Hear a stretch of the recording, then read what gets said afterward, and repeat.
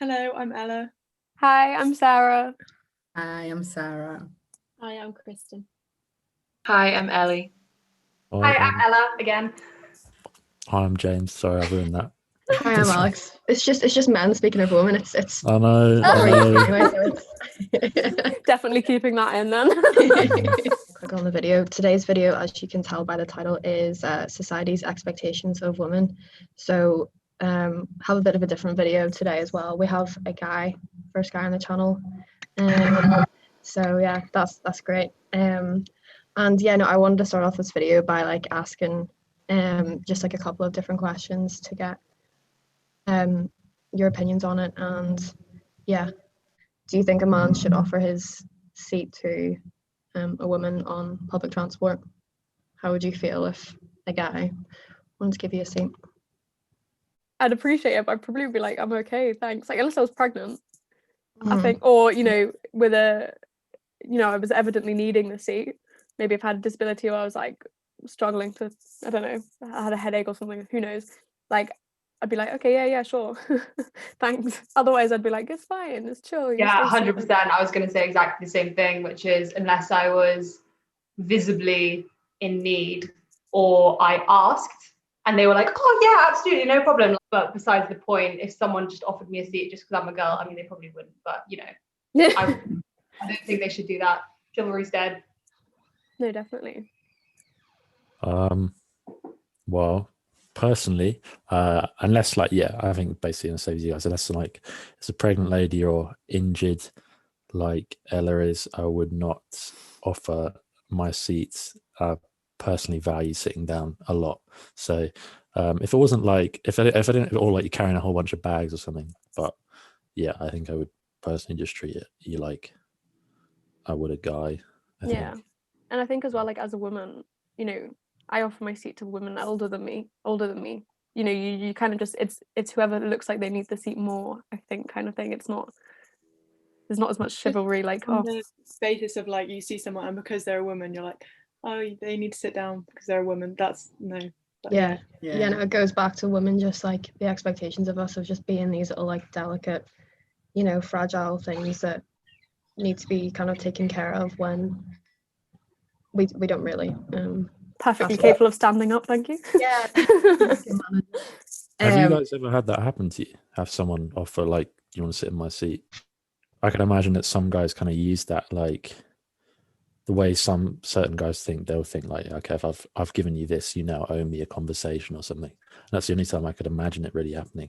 I don't know whether that's just because I have a very pessimistic view of the world, but I've just never seen it happen before. But I can imagine it being done in that instance. Yeah.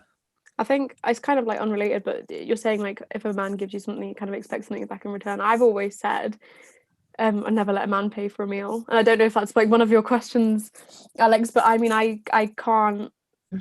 They always seem to expect something in return.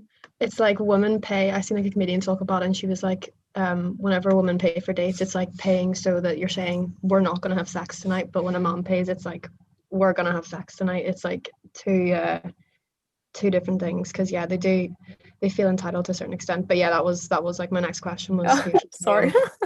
No, it's fine. I was laughing at that because I've been in situations where, quite honestly, I will insist on paying just for my half, because I know I'm not going to end up with the guy.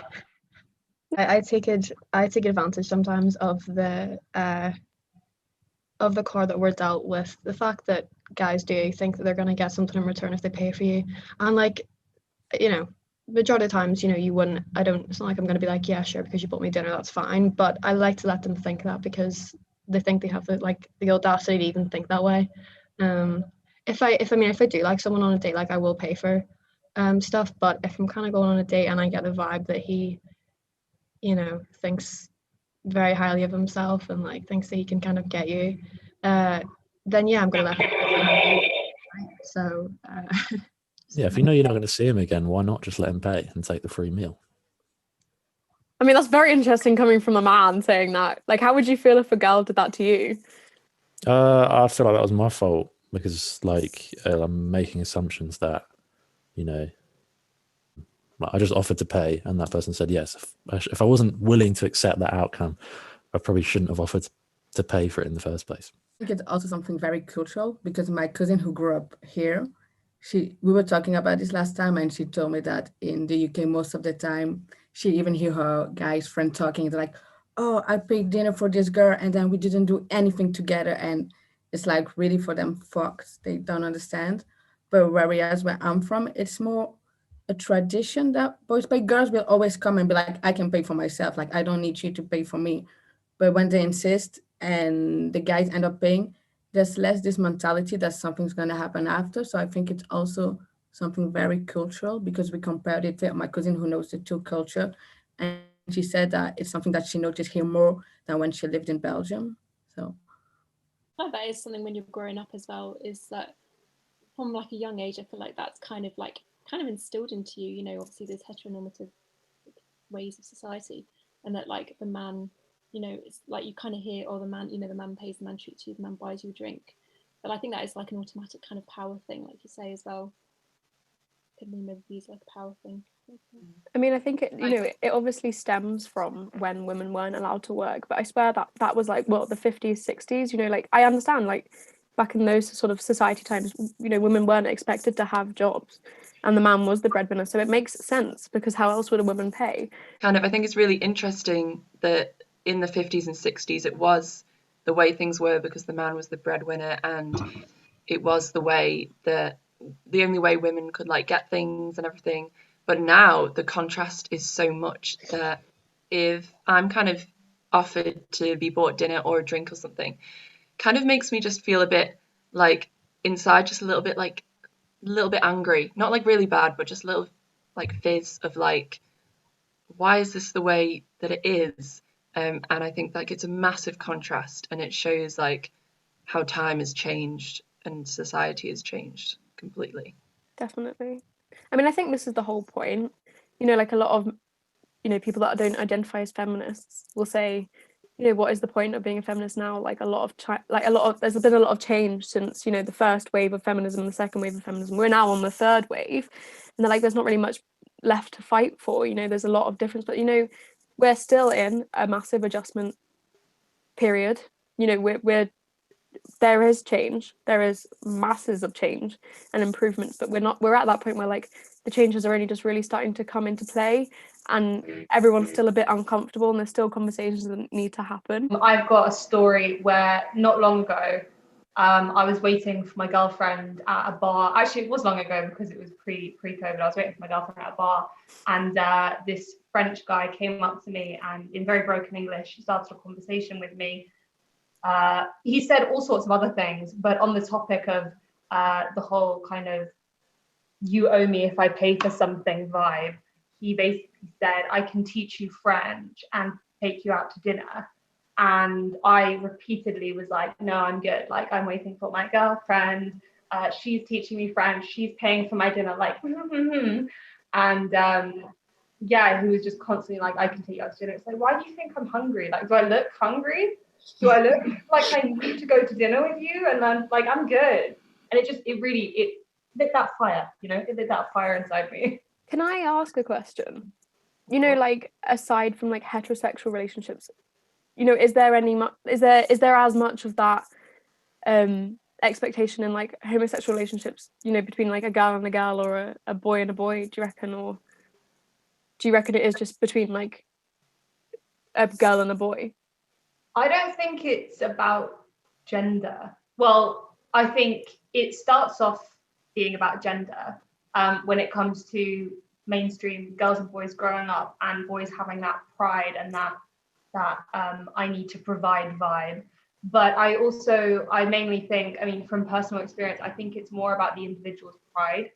So for example, my girlfriend presents as quite masculine, and she does have a very serious full-time government job, and I think she likes to be the provider. So I don't think it's about her being a girl. I think it's that she likes to be the masculine provider in the relationship. But then again, you have relationships where everyone communicates and it's like super equal and even. But we pay for everything down the middle. In French, it's called mochi mochi, which I love that word. That's lovely. Whenever we buy McDonald's, she's like mochi mochi, and I'm like, It's like, it's a compliment because you're attracted to the woman, but that's like an idea that someone being attracted to you gives you the validation that you need in society, which is like so old. And I think that's the only reason we used to call it chivalrous. It's not really. It's kind of just a reminder that like you need us to pay for your drinks, to feel like you're being important or that you're being validated. And of course that isn't true anymore to an extent, or at least in most people's minds. I think that it never really was chivalrous if we look back at it in the way that we are like, I don't know, I don't think all of us are socially conditioned in the same way that people were maybe like 50 years ago. But yeah, I don't think it ever was romantic really, because there's not a lot of respect in it besides I find you physically attractive, I'm going to buy you a drink, and you should be happy because I find you attractive, and that's a good part for you, that's a good thing for you. Yeah, like I don't think it ever really is. We're told to think it's romantic and we've grown up thinking it's romantic, but like when you think about it really, it's just doing a favor for someone, and that person should be impressed because either they're attracted to you or you're attracted to them. Like it doesn't really make, it's not really, it's not there. I agree. I feel like it's almost like what you're saying, James. It sounds like it's almost a code. It's almost like an economic exchange. It's like we did this big philosophy module on it, so I'm not gonna like freak out on philosophy, but like an economic exchange, like I pay you something, you pay me, you know, and that's fair, and that's how the economy works and everything. It's kind of like, you know, I've bought you this, so like you should sleep with me or whatever. It kind of just feels like an exchange. And when you say that the word chivalry is just a word we've coated it with, and we see it as romantic, but like it's just a word, you can see that it's actually not really romantic. It's separate from that. I wonder if the like opening the door thing is kind of just like because we're scared to actually approach it, so we do this stuff to show like, hey, I'm interested in you. Can you now ask me out? I wonder if it's like that. We're like afraid to actually do the scary part, and then we just like sort of open the door to that possibly happening, and the woman contacting us. I don't know. I think that really ties into how I assume as men, you guys must feel a lot of pressure, because you're always the ones who are supposed to ask women out or like make the move, and it's still in our society not yet seen as kind of happening a lot where the women will ask the men. It's still seen as like the man's almost responsibility. And I don't know, like, do you find that that's ever been a bit of a pressure for you? Yeah, I definitely, I'd say growing up, and just sort of teenage years and growing up and starting to think about girls and wanting to have relationships with girls, I felt like I need to get better at initiating conversations. But I think I was always so socially anxious that I was kind of quite settled with the idea that if ever I was going to have relationships with girls, they would come to me first, because that would just be easier for me. When you look into, I swear, I can't remember what the day is and what the day's called, but I swear there's only one day a year where it's societally acceptable for a woman to ask a man to marry them. Yes, the leap day tradition on like the 29th of Feb. Yeah, and like, well, that's not even one day a year then, that's one day every 4 years, which is even worse. So I have a question / statement that I would like to discuss, because I both sit personally on the agree it's okay and disagree it's really not okay side, even though I have done it. I'm going to throw it back to when we were talking about owing someone for buying us drink. And I will fully admit and be completely honest that I have done this. And there's one time in particular where I literally, I think it was out clubbing with Ruben actually, a mutual friend. And we were in a bar and this guy was flirting with me. He was a lot older than me, but I was kind of drunk and I was kind of into it. And I've literally said the words like, oh, you want to go? Hang on, let me just get another drink from this guy and then we can go to the next club. So I literally was no intention of getting his number, no intention of making out with him. And he was just like really, really nice and wanted to buy me and my friends a drink. And Ruben was totally on board. He was like, yeah, okay, like get us another round and then like we can go. Where do you guys stand on this? Because I feel shitty about it, but I did it. No, I've taken advantage of men many a times for what they can give me rather than, well, not like a load of times, but like, I mean, I remember I started talking to this guy again because I no longer had my car. I think my insurance got cancelled and I hadn't the courage to tell them yet. So the way to get around it was still a bit to be able to give them a lift, but just say that, oh, I'm gonna hang out with this guy anyway, so he can just kind of drive you. And I hung out with this guy for his car, so that my parents didn't kill me about the insurance. Which I was a very, very, very bad person when I was a bit younger. Feel guilty about it? Yeah. Just do it again? No, because I'm more aware of it now and don't want to be that kind of person anymore. So I wouldn't ever do that again to someone. But yeah, at the time, I don't know. I didn't care about him at all. I think it's really important that we try and educate ourselves into how this patriarchal society that we kind of want to get rid of has affected men as well, because It definitely has. like I feel like it's really damaging men in many ways. I totally understand how like it's like a frustrating thing to come across in your everyday life. Obviously, I can appreciate it. I can't understand it, or I can try to. And so I get that it must just be like an exhausting conversation to have with guys, and that you don't owe them that conversation. But I just hope that like if you're trying to achieve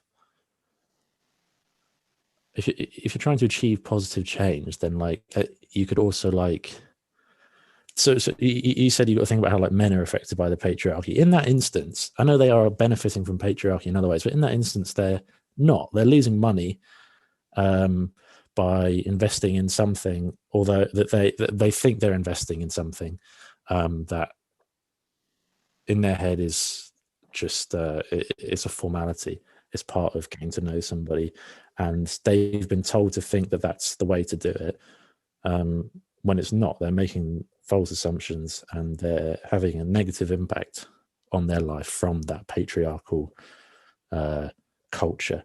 And obviously it's such a minor thing. It's nowhere near like equal to how badly patriarchy affects women, but I would just hope that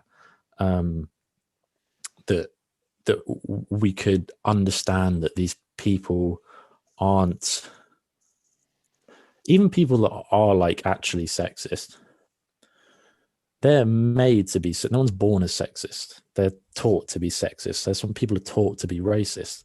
I would hope that with future interactions with guys that are not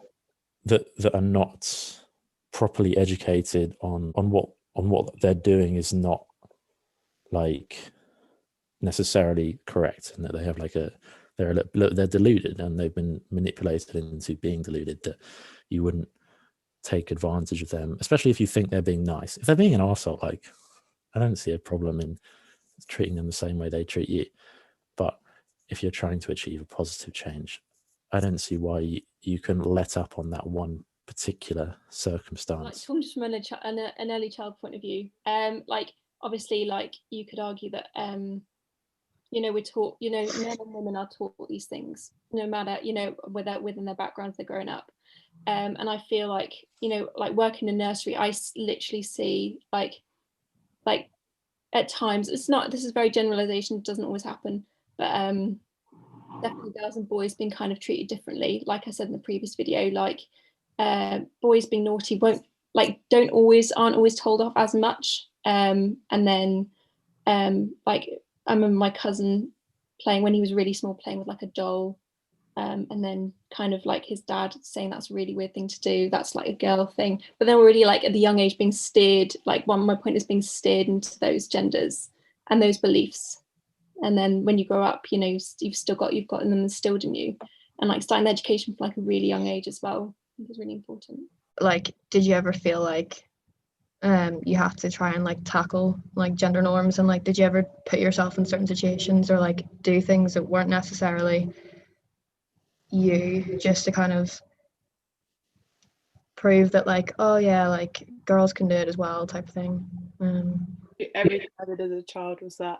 I remember they used to always be like, as I have really, really weak arms, and I always have, but whenever they were like, we need some boys to carry the tables, like, Oh god, yeah. they would be like, I'll carry the tables. But and there was like a dress up day, we had to come in as princesses and knights, and I was like, Mum, I need a knight costume. Like, you know, I might would have, like, you know, I could have been happy as a princess, but it's just like I used to do, like, it was obviously my understanding of it at the time was like to do that and to think like, okay, I'm being told I can't do things that boys can do, so I should do all the things that boys do, even though I wasn't necessarily enjoying them. I mean, I probably was to some extent, but just like that was my early understanding of like who I am now. Yeah. I think as well, like not so much, you know, primary school times, but secondary school, like I really liked rugby. Still do, but not as much as I did. And I remember like speaking to the head of PE and being like, there's only a male rugby team, and I said like I'd really like to play rugby, and he said, well, the rules pretty much state that a girl can't play with a boy because the boy's stronger and could do some actual real damage to a girl, blah blah blah. And I was like, right, well, how do we make a way around this? And he said, built different. yeah. I was also really like big and butch at the time, so to be honest, I probably would have done pretty decent damage to some of the boys that were like pretty stick thin, being like flankers and whatnot. But I think like I said, like, do you know, like I'd still really like to play rugby, so how do we build a way around this? And he sort of said, well, you can play touch rugby with the boys. And I said, no, I don't want to play touch rugby.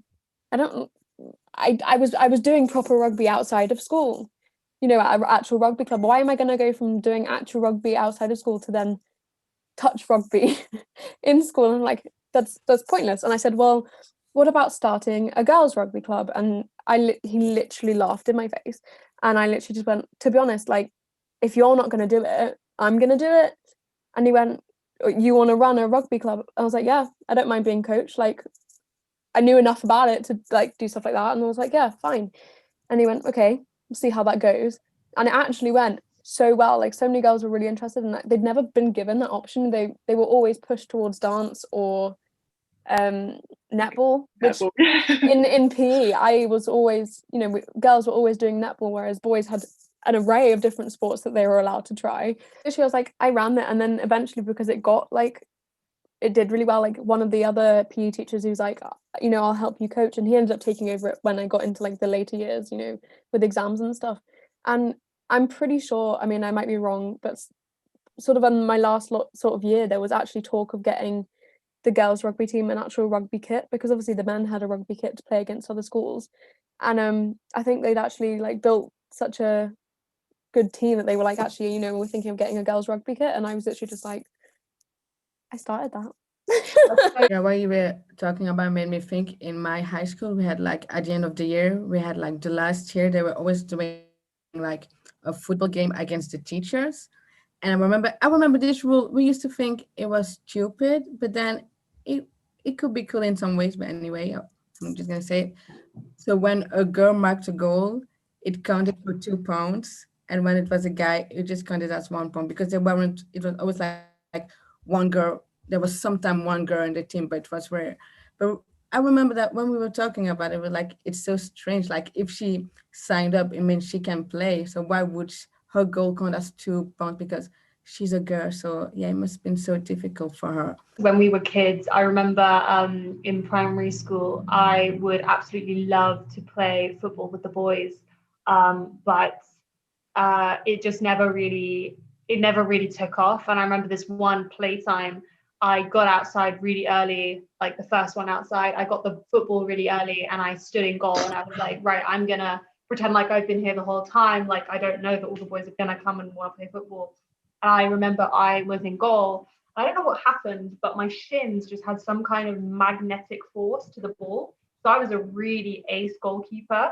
And I remember getting that appreciation from the boys being like, wow, like you're a really good goalkeeper. And I was like, yeah, like I'm just like me. And I remember it lasted about 2 days, but those 2 days of validation they meant so much to me when they shouldn't have. I used to take like care of kids, and there was this one time this kid, so he was maybe 9 years old. He had to do a game against a girl, and it was like, you know, when you have to sit in a 90 degrees angle and stay the longest you can, and he had to play this game, and the girl was way older than him. And so he would stay there and he was like crying all red, but he wouldn't stop. And I was thinking, oh, he's very competitive. But then one of the guys told us, no, he just don't want to lose against a girl. And so he stayed and he was crying. He was like red, but he was like, I can't lose against a girl. So there's also this thing that because of how people have been like, what we put in their mindset, that we think that because they're stronger, they should always win. Like when boys lose against girls, it's always like, oh, you lost against a girl, you know, which is also pretty fun. I've heard that so many times. Literally. Unreal. That must be so hard being it, like, I mean, I can't really relate to being a guy, but like having that pressure to feel like you never want to be beaten by a girl because of the way society has brought you up. And I think systematically also, like with that in mind, you know, when you do have a woman that is more powerful than you, you know, it kind of does feed into the hatred because, you know, do you know when you see, I don't know if anyone else gets this, but when, you know, you see someone, you're like, they're so pretty, and you maybe compare yourself to them and you're like, I'm not as pretty as them, or like you just see like that they're literally like gorgeous, and you know, you get a little bit of like jealousy in your chest and you're like, you almost like you kind of hate the person now because they're pretty. It's kind of like, I don't know, like I've witnessed so many girls saying that, and I know I've had it sometimes where I'm like, she's literally so pretty, what a bitch. And I'm like, I think it's kind of like the same thing. Like you can understand where that hatred comes from a man to a woman, when a woman, you know, like is more powerful than a man, because it does make them uncomfortable and it puts them in a position where they're like, ugh. But that's why I think since we're kids, we have to put us together, because at my scouts, since we're kids, we have to do games against each other, and sometimes it was really aggressive games. But then it's just like we learn, even if the guys at the beginning sometimes they were like, oh, I'm not gonna go too hard on you or something, the girls was like, no, I don't care, go for it. And so since we're kids, we were like always playing together, like mixed team against each other. And so I had maybe like those experience of girls and boys being separate in elementary school, but I didn't have this at that place, because since we were kids, we were always, it was like this for us, it was just normal. Guys wouldn't be like, oh, I don't want to have a girl on my team. When we could choose, they would always choose a girl first too, because it's since we were kids, they were just looking who's strong, you know? yeah, like base it on ability rather than gender. On the side of like, I think I'm sorry, I forgot who said it. We're talking about how like it'd be difficult for guys growing up and worrying about needing to perform better than girls. There is definitely a side to that where you do have that kind of fear of embarrassment, and thinking about it, like it's an example, I guess, of how guys also don't benefit or suffer from patriarchal culture, because like it definitely, I mean, as you're growing up as a kid, you already suffer a lot of anxiety of like, where do I fit in, what do other people think of me, so the risk of being beaten by a girl in anything, which is very, very, very possible, as possible as like a guy in virtually everything, that happening to you being like a moment where people then think less of you, I think is such like bullshit. Yeah, it's so regressive, it's so unhelpful. It's like the least if us is the least logical thing you can have to teach a kid, and also it's just like it doesn't serve any purpose other than to build some insecurities for kids growing up. Like, it's an example of how guys, it's a negative part of the patriarchy for men, but then it's a thing that if we're gonna contribute to that culture and not do anything about it, then that's the price you got to pay. Is that risk of that constant risk of being embarrassed to your peers by appearing inferior to people that you are contributing to the image of them being inferior. Like, obviously for me, I think it's really dumb. I think if we just remove the idea that like losing to a girl is by any way like shameful at all, at least to the same way that, or to a different extent than it would be to losing to a guy, then that's benefits everybody really. It means that guys are less afraid to fail against the female opposition, and that happens all the time, and it might mean that you don't suffer the same social like trauma that you would otherwise. I think there's a no-brainer for me if we just remove that. I would guess if I was to, if any guys saw this or were listening, I would say it would be to their benefit to remove the way they see competing with women, because it removes that. It means that when you lose to a girl in a game or in anything like a promotion or something, it means that like you don't suffer this unnecessary embarrassment or like sense of loss that you would otherwise. Like, it's a complete no-brainer. Get rid of, like, if you stop being sexist, you'll feel a lot better about yourself. So we have many interesting points in this video, and I think we all have quite strong opinions on the society's expectations of women and also of men, may I add. And I think like there's only so much we can talk about in one video, so we're definitely going to make a part 2 and potentially maybe even a part 3 if we have enough to say. But no, we'll definitely come back to this video, but for now we'd like to round it off, and thank you for listening and watching, and yeah, subscribe, like, share our pages, and we'll put our social medias in the description. Thank you for watching. Yeah, thank you for coming as well, guys. Bye. Bye.